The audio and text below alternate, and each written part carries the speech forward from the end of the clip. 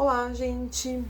Bem, hoje eu vou fazer um vídeo aqui explicando para vocês que, como haviam me perguntado, aí qual a pessoa que tem mais risco, né? Pensando na questão dos traços, né, pra gente não perder o fio da meada, qual é o traço que tem mais risco de desenvolver, por exemplo, vícios e adição? Bem, todo mundo sabe que nós não somos um único traço. E a gente tem misturas de todos esses traços, só que algumas personalidades, algumas pessoas têm um pouquinho mais de um traço do que outros. Quando você tem bastante oralidade, por exemplo, seja ele da falta ou do excesso, você tem uma maior propensão, né, como eu coloquei ali, né, você tem uma exortação maior na oralidade e uma grande propensão à adição. Por quê? Porque principalmente o traço, por exemplo, oral, da falta, ele tem um buraco existencial, né, que ele está sempre buscando algo num preenchimento. E o oral do excesso, por exemplo, ele tem uma necessidade de adicionar, de estar sempre colocando tanto a comida quanto, principalmente, né, a comida, como algo de preenchimento da sensação desse vazio. As pessoas que têm maior oralidade, elas têm uma maior necessidade de preencher um vazio existencial. E esse vazio existencial, às vezes, pode ser uma adição, como, por exemplo, adição na comida, no chocolate, né, como eu coloquei, como no meu caso. Pode ser uma adição, por exemplo, na pornografia, em drogas, pode ser adição, qualquer tipo de adição, quanto maior oralidade. Se você, por exemplo, estiver atendendo um paciente, que você sabe que é um paciente que tem algum tipo de vício, que esse vício está lhe causando um certo prejuízo, observa o formato anatômico corporal deste sujeito. Você vai ter ali uma chavinha que vai abrir as significações e vai começar a colocar uns pingos nos is quanto às questões que essa pessoa traz. E qual o mecanismo que se usa, né, que a gente utiliza para ajudar a pessoa a entender que às vezes ela está adicionando uma coisa, porque ela não consegue entender muito a questão do processo de dor, né, não consegue entender muito a questão desse vazio, desse buraco existencial que ele sente e tem essa necessidade de um preenchimento. Entendendo isso bem, fica muito mais fácil, por exemplo, num atendimento, você colocar significações. A própria psicanálise, psicoterapia, qualquer tipo de atendimento da dor desse sujeito pode fazer uma significação e dar um significado para esse vazio. E nesse momento ele começa a esvair a necessidade que ele tem, por exemplo, de preencher com essas coisas que dão esse ganho secundário, que é o gozo, como eu coloquei. Para você poder lidar com a questão do gozo no sentido mais positivo, é necessário você fazer uma escuta. E a escuta não é uma escuta assim, gente, como assim, muitas pessoas falam assim, usam um amigo, usam cabeleireiro, o dentista, qualquer pessoa que tá ali te atendendo e faz uma escuta, pode fazer uma escuta, mas não vai te escutar terapeuticamente como, por exemplo, um psicanalista, um psicólogo, um psiquiatra que esteja preparado para fazer a escuta do sujeito.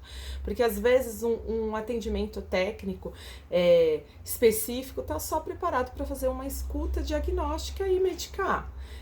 Uma escuta terapêutica, que é uma escuta que vai escutar o sujeito além da fala, entendeu?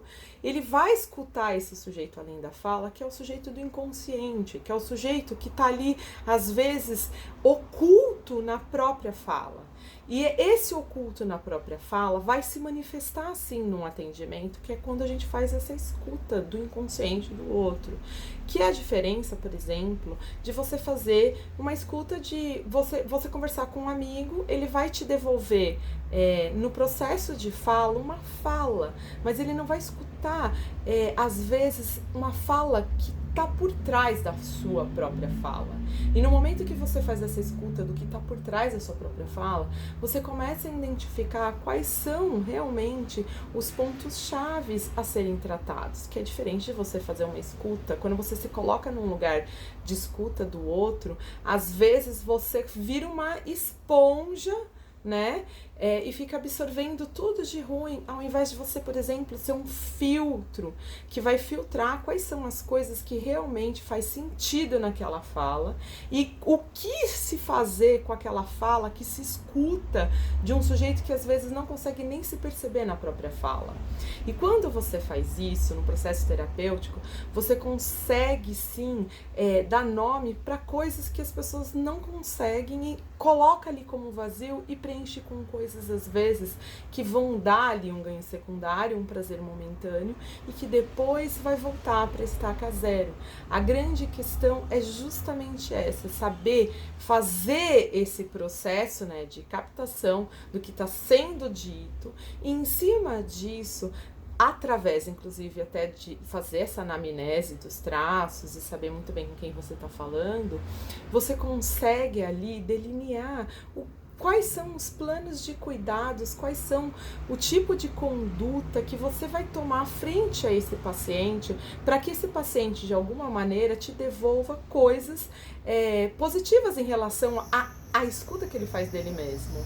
E nesse momento, um analista ou um psicoterapeuta que realmente esteja preparado para fazer uma escuta dessa, vai direcionar esse buraco, esse sujeito, a cimentar coisas que para ele não fazia nenhum sentido, que inclusive ele ia colocando aquelas coisas ali para justamente ter essa sensação, que às vezes é momentânea, de um preenchimento, de uma completude incompleta. E nesse momento, o analista ele faz toda essa varredura, depois ele vai cimentar, vai passar massa corrida em cima, para que o sujeito entenda que às vezes essa falta faz parte daquilo que ele é e ele não precisa às vezes preencher com uma coisa que vai ser só uma coisa que vai ser um curativo. Não vai ser, na verdade, um processo de cicatrização dessa dor, desse buraco, desse vazio existencial. Quando a gente se permite a fazer uma escuta do sujeito, numa configuração filtro e não esponja, a gente se permite esse sujeito a ir em um lugar que ele não tinha experimentado antes, que ele antes estava num lugar simplesmente só de absorver, vai absorvendo e não dando significações, sentido e não retendo aquilo que é importante para ele. O oral, quando ele está exortado, ele necessita sim desse lugar de escuta, desse lugar de preenchimento, desse lugar de significações das suas próprias emoções, porque como eles são completamente emocionais, às vezes eles ficam tentando preencher com coisas, com vícios, e sendo que na verdade eles precisariam só simplesmente chorar, só simplesmente abraçar, só simplesmente ter um campo de escuta onde ele possa realmente ser representado num processo de escuta. Porque o que acontece? Muitas das pessoas, elas falam, vão desabafar com as pessoas erradas, e elas desabafam, elas temporariamente se sentem bem. Depois elas vão repetindo, elas vão fazendo isso com todas as pessoas, tanto que você fala assim, nossa, a pessoa não para de falar, quase uma logorreica. E essas posições, às vezes, de logorreia, elas justamente, às vezes, precisa ter uma nomeação, precisa ter uma significação, precisa que alguém seja filtro de verdade e que filtre realmente o que tem por trás daquela fala, que às vezes é uma fala extremamente prolixa, mas que não fala nada de realmente significativo para essa pessoa.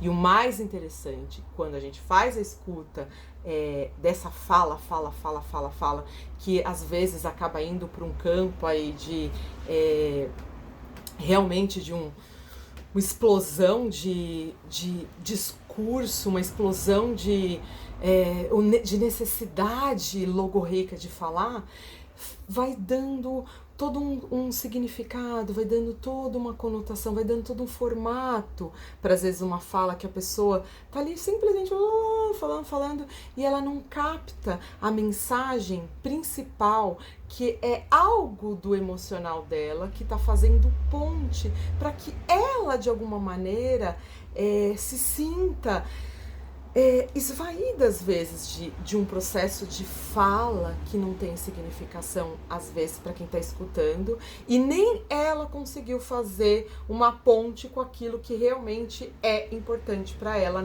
no processo de fala.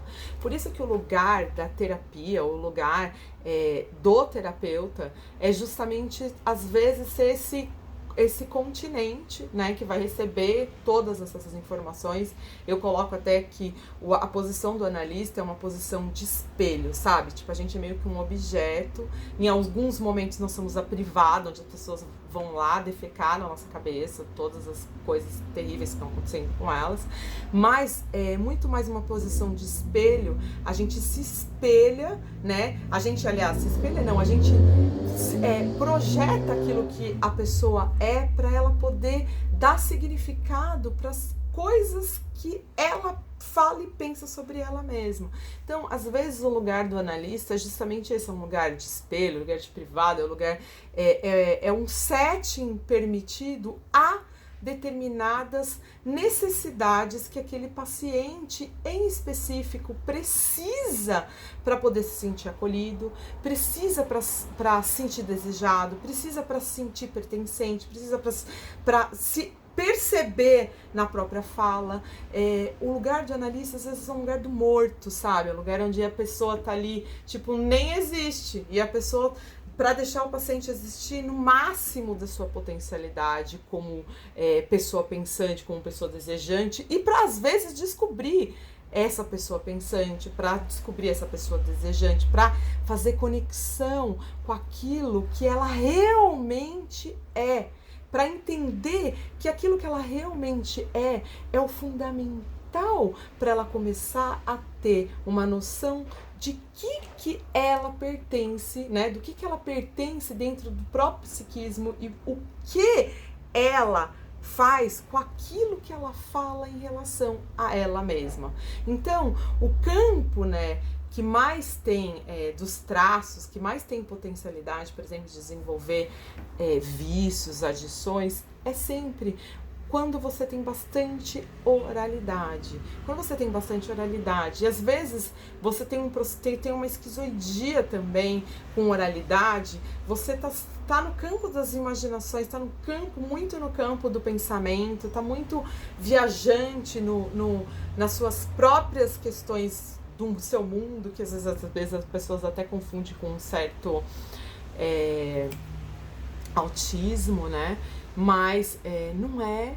Então, assim, quanto mais oralidade e mais viagem você tem dentro da mente, mais riscos você tem de realmente dar uma pirada e às vezes ficar agarrado a questões de adição como uma forma, como se fosse um amuleto, como se fosse algo para te dar sustento, entendeu? Então, pensando aí no vídeo que eu falei sobre as questões, assim, porque as pessoas são viciadas em pornografias, né? Se você consome ou se você, na verdade, é consumido, é justamente isso. Porque se no momento que você é consumido, quer dizer que você está preenchendo esses vazios existenciais de uma maneira que é para dar significação para aquilo que você é.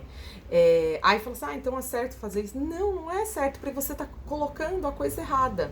Sendo que você poderia justamente usar outras maneiras, que inclusive a terapia faz isso, de você ressignificar quais são esses objetos que você coloca para poder preencher esse buraco. Então, respondendo aí a grande questão, os traços que mais tem probabilidade, como a maioria das pessoas tem bastante oralidade, né, mas são os traços mais orais, são os traços mais emocionais, porque às vezes, por exemplo, você passou por uma ruptura de um relacionamento, aí o cara cai, por exemplo, no uso de álcool, para poder matar ali a questão de ficar pensando. A pessoa pode preencher com sorvete, pode preencher com coisa. Então sempre o elo de qualquer tipo de adição está sempre ligada a uma personalidade, a um traço que tem muito mais oralidade, que tem muito mais sentimento, que tem muito mais a emoção em ebulição. Fica a dica.